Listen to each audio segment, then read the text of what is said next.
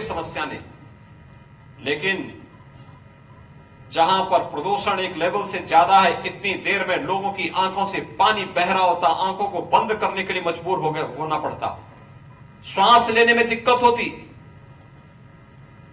वो स्वयं परेशान हो जाता। और यह स्थिति मैं विगत वर्ष स्वयं भी इस बात को देखा था। जब मैं दिल्ली की यात्रा में गया था, एक दिन अचानक मैंने देखा कि मैं जैसे एयरपोर्ट पे बाहर निकला और मैं गाड़ी की तरफ निकल रहा था, मैंने देखा आंखों में मेरी जलन होने लगी। मैं कभी जलन क्यों हो रहा है? मुझे बताया गया कि यहां पे पॉल्यूशन बहुत ज्यादा है और वायु प्रदूषण के कारण इस प्रकार की समस्या है। यानी हमने वायु को भी प्रदूषित कर दिया, जल को भी प्रदूषित कर दिया, पृथ्वी को भी प्रदूषित कर दिया, तो इसका दुष्प्रभाव कहां पड़ा है? जलवायु परिवर्तन पर इसका असर पड़ा है। और इसीलिए प्रधानमंत्री जी के नेतृत्व में, प्रधानमंत्री मोदी जी के नेतृत्व में इंटरनेशनल सोलर अलायंस भी बना है।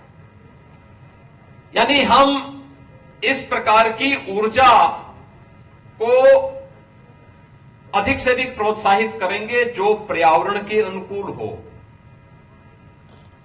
कार्बन उत्सर्जन कम से कम हो। इसके लिए अनेक प्रयास विगत 9 वर्षों में प्रधानमंत्री मोदी जी के नेतृत्व में हुए हैं। आपने देखा होगा आज ग्राम पंचायतों में और शहरी क्षेत्रों में भी street light, LED street light लग गई ना। कितने ग्राम पंचायतों में एलईडी स्ट्रीट लाइट है?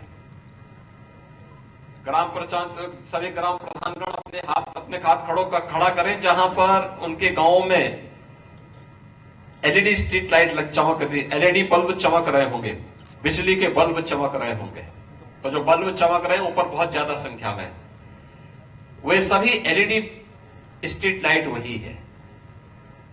यानी वह अगर एक सामान्य बल्ब 100 वाट का जितना आपको बिजली देगा, ये मात्र 5 वाट का बल्ब ही उतने में बिजली आपको, एलईडी बल्ब उतनी की बिजली दे देगा। यानी आपको 90 से 95 वाट का यह कार्बन उत्सर्जन कम स्वतः एक बल्ब ही कर दे रहा है। ऊर्जा की भी कम खपत और कार्बन उत्सर्जन भी कम। दूसरा, एक जैसी लाइट जब दिखती है तो एक अलग शाइनिंग होती है, अलग शोभा होती है। आपने देखा होगा किस प्रकार से आज नगर एक जैसी दुधिया लाइट से चमकते हुए और जगमगाते हुए दिखाई देते हैं। गांव गांव में भी बिजली होती है, गांव गांव चमकते हैं आज। अब पता ही नहीं लगता है कि हम गांव में हैं या शहर में हैं, पूरा चमकता हुआ दिखाई देता है। ये एलईडी स्ट्रीट लाइट कार्बन उत्सर्जन कम करने का एक माध्यम बना। सरकार ने अपनी पॉलिसी में संशोधन किया। लोगों को कहा गया कि भाई आप बिजली के कनेक्शन ले रहे हैं, ठीक बात है, लेकिन आप सोलर पैनल लगा करके अगर अपने यहां इससे बिजली तैयार करेंगे तो इससे होगा क्या कि आपका बिजली का बिल एक तो कम हो जाएगा और अतिरिक्त बिजली जो आपके यहां सोलर पैनल से पैदा होगी उसको सरकार लेगी, उसका दाम आपको देगी, आपके बिजली के बिल से उसको कम कर देगी। यानी आपको दुगना लाभ। खाली छत रहती ही है, मकान खाली रहता है, छत खाली पड़ा रहता है, अगर उसमें सोलर पैनल ही बिजली उत्पादन का काम करेगी तो आपको उसका लाभ होगा, आपको, इंस्टीट्यूशंस को या किसी भी संस्थान को। यानी हर स्तर पर आपको प्रोत्साहित करने के लिए सरकार लोगों को उस प्रकार की व्यवस्था बनानी जा रही है। नमामि गंगे परियोजना जैसे प्रोजेक्ट बन रहे हैं। आपने देखा होगा आज से पहले यानी 2014 के पहले गंगा कितनी प्रदूषित हो गई थी। प्रधानमंत्री मोदी जी ने नमामि गंगे परियोजना बनाई। उससे पहले की स्थिति क्या थी? प्रयागराज में कुंभ होता था, कुंभ में हम लोग जाते थे, नदी प्रदूषित होती थी, लोग स्नान नहीं करते थे, आचमन नहीं कर पाते थे, स्नान नहीं कर पाते थे। जिस गंगा जल को हम पवित्र मानते थे उसको नहाने में हमें अच्छा नहीं लगता था। लेकिन अब नमामि गंगे परियोजना के कारण गंगा जल स्वच्छ हुआ है, अविरल हुआ है, और परिणाम है अब हर व्यक्ति जाता है प्रयागराज में, गंगा जी में, काशी में गंगा जी में डुबकी लगा करके स्नान करता है और अपने को धन्य धन्य महसूस करता है। यह एक कार्यक्रम अमृत सरोवर जल संरक्षण को प्रोत्साहित करने के लिए प्रधानमंत्री जी ने आजादी के अमृत महोत्सव कार्यक्रम के अवसर पर हर ग्राम पंचायत में अमृत महोत्सव स्थापित करने के लिए कार्यक्रम बनाया।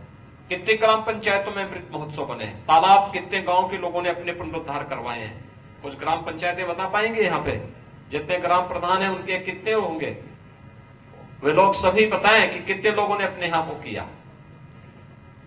आप अपने यहां हर ग्राम पंचायत में जो तालाब है, पोखरा है, उसका पुनरुद्धार करवाइए और उसको वृक्षारोपण से आच्छादित करिए। प्रयास करिए कि उसमें कोई गंदा पानी न जाए और बरसात का पानी भी जाए तो छन करके जाए, जिससे जल संरक्षण और गांव में जल स्तर आपका ऊपर होगा, उसका लाभ आपको प्राप्त होगा और गांव हरा भरा दिखेगा।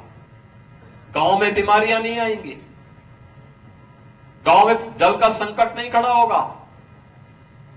अन्यथा दुनिया के अंदर बहुत सारे देश और देश के अंदर बहुत सारे प्रदेश ऐसे हैं जहां जल का भीषण संकट खड़ा हुआ है। अगर हर घर नल की योजना को हमें सफल बनाना है तो हर घर नल की योजना के लिए आवश्यक है कि हर घर नल की योजना के लिए हम अगर हर घर तक शुद्ध पेयजल उपलब्ध करा रहे हैं तो इसके लिए जल संरक्षण की आदत भी हमें डालनी पड़ेगी। याद रखना, बैंक से आप पैसा तभी निकाल पाएंगे जब बैंक में आपका बचत होगी। ये पानी भी आपके लिए उपयोगी तभी हो पाएगा और तभी आपको सतत रूप से मिल पाएगा जब भूगर्भीय जल होगा या जल प्रवाहित होता हुआ, शुद्ध जल प्रभावित होता हुआ दिखाई देगा और उसको हमें उस प्रवाह को या उस भूगर्भीय जल को उस रूप में सुरक्षित करने की दिशा में प्रयास प्रारंभ करने पड़ेंगे। भाइयों बहनों, हमारे पूर्वज कितने महान थे, उन्होंने पहले क्या काम किया था।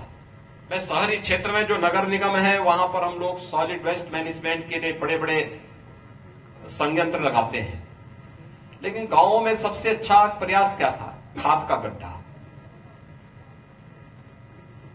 हर ग्राम पंचायत में अपना खाद का गड्ढा होना चाहिए। गांव का जितना भी सॉलिड यानी जितना भी कूड़ा गांव का निकलता है उस कूड़े को खाद के गड्ढे में पहुंचा देना।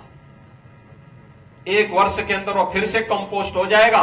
उस कंपोस्ट को ग्राम पंचायत उपयोग कर सकती है, उस कंपोस्ट को गांव सभा बेच सकती है, कोई किसान को दे सकती है, ग्राम पंचायत उसका उपयोग कर सकती है, फिर से खाद का गड्ढा आपका तैयार हो जाएगा। छोटी नगर निकायों को भी व्यवस्था बनानी चाहिए। प्लास्टिक मुक्त गांव हो या शहर, यह इसीलिए इसके लिए किया गया जिससे प्लास्टिक से मुक्ति का मतलब स्वच्छता की आधी से अधिक समस्या का समाधान। भाइयों बहनों, आपने देखा होगा ये पूर्वी उत्तर प्रदेश में एक बीमारी हर वर्ष मासूम बच्चों को निकलती थी, मस्तिष्क ज्वर की। इसका कारण क्या था? प्रदूषण ही इसका कारण था, गंदगी ही इसका कारण था। खुले में शौच, जल जमाव, प्रदूषित जल ही इसका कारण था। और इसके कारण क्या हुआ? 40 वर्ष में 50,000 बच्चों की मौतें हुई थी उत्तर प्रदेश में। आखिर वे 50,000 बच्चे किसके थे? प्रदेश के थे, किसी न किसी परिवार के थे।